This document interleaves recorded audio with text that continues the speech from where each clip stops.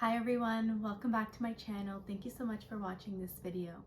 As you can tell by the title of today's video, I will be sharing the things that I like to do to make my silk press / straight hair last as long as possible.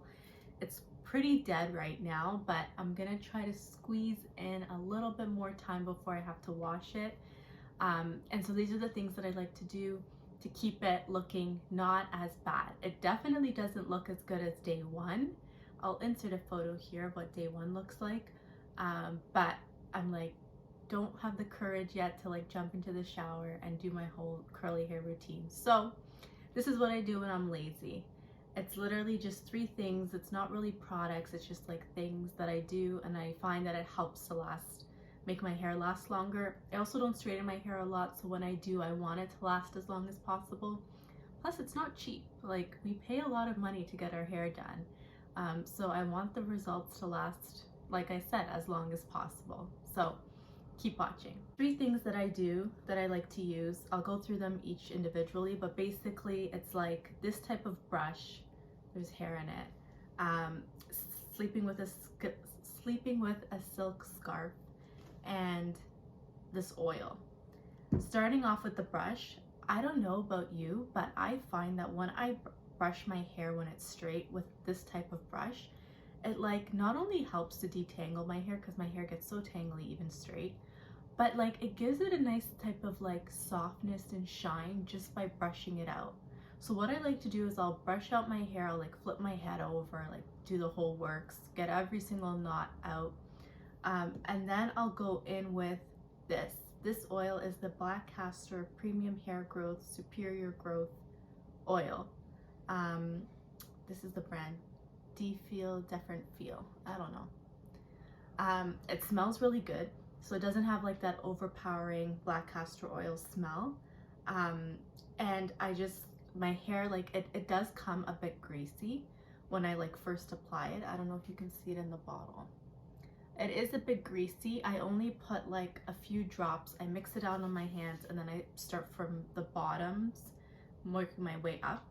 And I like to, like, your hair does feel a little bit greasy at first. So what I do is, so my hair is already brushed out, all the knots are out.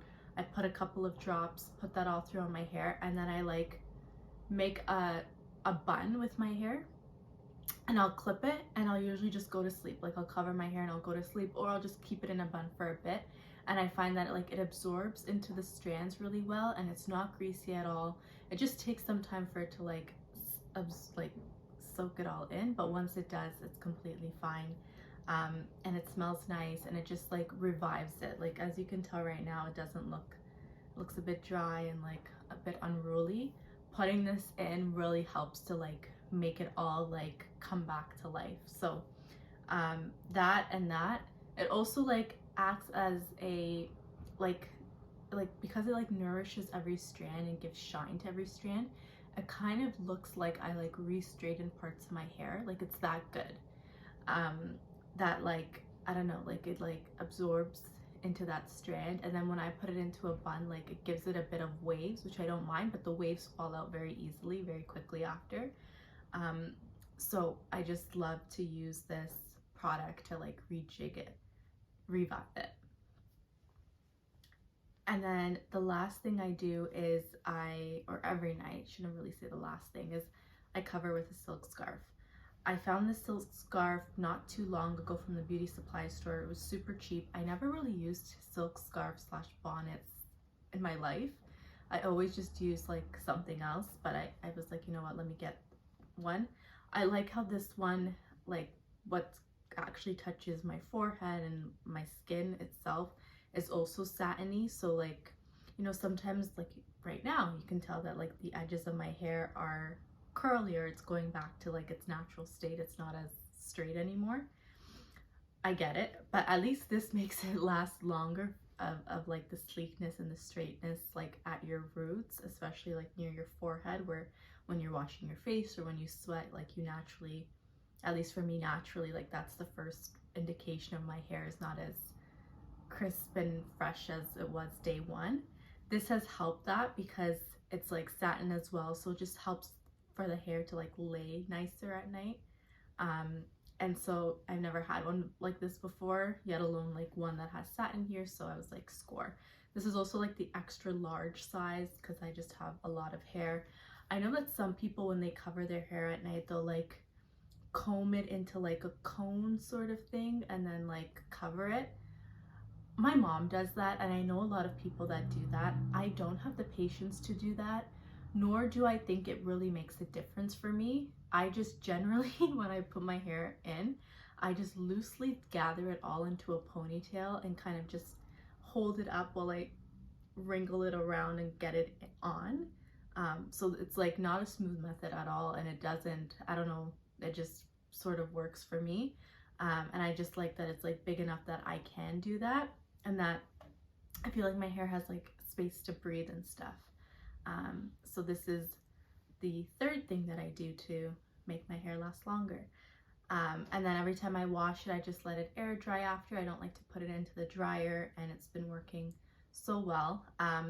I have tried this when my hair is curly, and I don't know if I'm a big fan when my hair is curly to use this. I like to use something that's a lot more tighter when my hair is curly, just to help like the volume set a little bit more and like not be as big. I mean, it naturally becomes very big as the days go on, which I don't mind, but I find that if I use this when my hair is curly, then it's like not only does it like, because the satin, because the bonnet is big itself, it doesn't really like hold down and like scrunch my hair, if that makes sense, as well as like something else that I use. So I use this just primarily for when my hair is straight, and I love it. So yeah, I could ramble and go on forever, but these are basically the three things that I like to do. I try to avoid heat as much as possible. Once it's already been straight, it's been dead. So much heat went into it. No matter how many heat protectants I use or things I try to do to prep my hair, it's inevitable that there will be a bit of heat damage, at least in my case. So I try not to use more heat after that. And so I just use these three things to sort of help me out, to keep it looking as fresh as possible without actually having to apply any heat. And it works pretty well for me. Is now like a good example of it? I don't know, I'll let you be the judge, but like I said, my hair is very old, so I'm not expecting this to do miracles. It can only work with what it's given, and for what it does, I'm happy with it. So yeah, let me know what you do. Let me know if there's any products that you find helpful. Are you someone who does like to touch it up with heat and stuff? My sisters do. They're like, you know what, my hair is barely straight, like in a year. When it is straight, I want it to look perfect. I want every strand to be straight, or every strand to have shine or whatever. So they're more like, much more open to using heat. For me, I don't care as much. Maybe the older I get, the less I care about these things. So yeah, I don't really care as much. But in this video, and I'll see you in my next one. Bye.